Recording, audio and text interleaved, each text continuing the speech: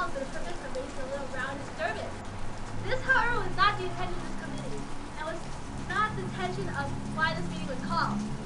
The event that transpired at the McCormick factory was an outrage.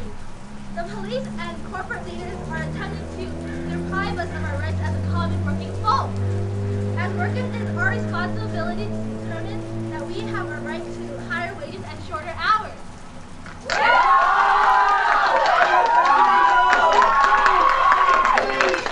Spectators gathered in the arena as speakers preached about socialism and anarchism. Even the mayor, Carter Harrison, arrived, but left upon seeing that the meeting was going peacefully.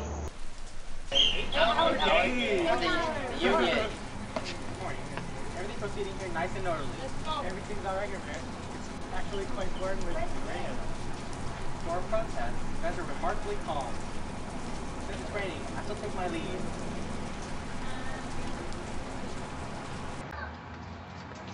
Mayor. Hello, Mayor.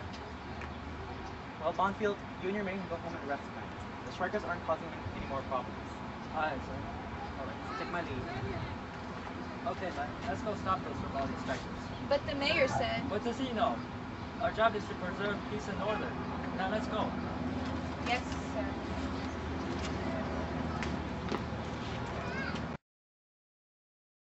Oh, listen, let's get this car home. Yes, sir. We stand together to fight for this 8-hour workday. Yeah! Everybody go home.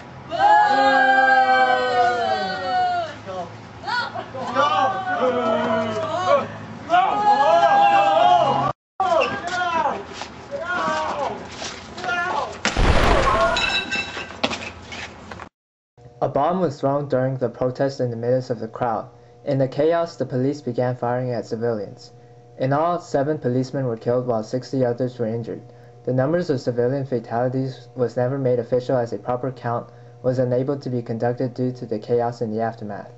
As a result of the fatalities, the Knights of Labor's popularity began to die down due to people tying them with the acts of violence in Haymarket Square. 8 men were imprisoned for the supposed conspiracy at Haymarket Square.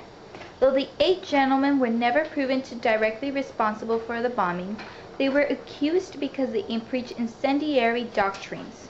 Samuel Fielden, Louis Ling, George Engel, Adolf Fischer, Oscar Neebe, Michael Schwab, Albert Parsons, and August Spies were brought to trial. Gentlemen, I give you the man responsible for the atrocity of the Haymarket Square riot. August Spies is a dedicated preacher of incendiary doctrine. What more proof do we need to accuse him? He is responsible for the Haymarket riot.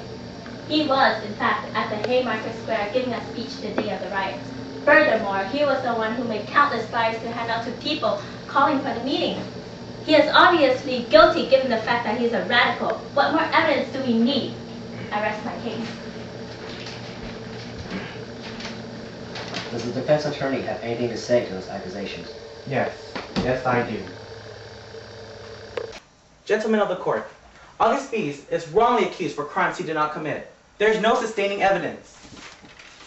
It is fact that Spies does believe in fair treatment regarding workers, but that does not necessarily mean that he is the killer of the people in the Haymarket Riot. August Spies did in fact make flyers calling forth workers for the Haymarket Riot, but nowhere in this document calls for any violence. In fact, the document did not say, "Working men, arm yourselves and appear in full force," as he originally written, but he changed it to, "Working men, appear in full force to avoid any violent fate."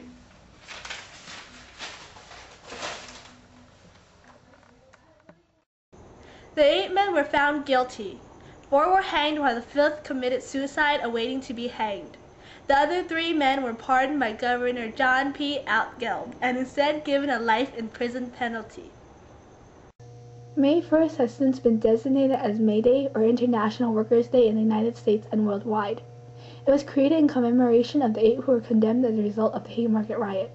Also, in the aftermath of the Haymarket, the movement for an 8-hour workday was crushed, along with the Knights of Labor.